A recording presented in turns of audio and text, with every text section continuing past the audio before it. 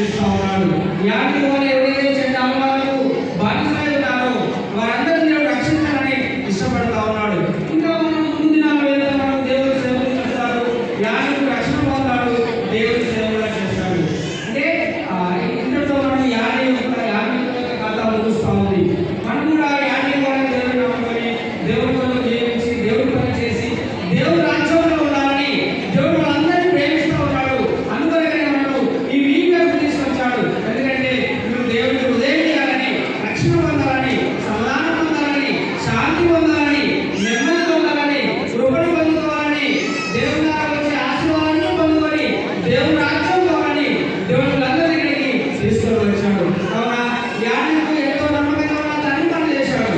మీరు కూడా మీ తల్లిదండ్రులు ఎవరైనా దేవుని మార్గంలో ఉన్నట్లయితే వాళ్ళని అనుసరించండి, దేవుని మార్గంలో నడవండి, దేవుని కొరకు జీవించండి, దేవుని ప్రేమించండి, దేవుని రాజ్యంలో ప్రవేశించండి. ప్రభువైన యేసుక్రీస్తు నందు మీరందరూ విశ్వాసం ఉంచినట్లయితే మీరు ఇంటి వారు కూడా సంపూర్ణంగా రక్షణ పొందాలి. దేవుడి మాటలు కూడా తీసుకొని జీవించి మనందరి కొరకు వెలుగుబడి ఆశీర్వదించున్నారు. ఆమేన్.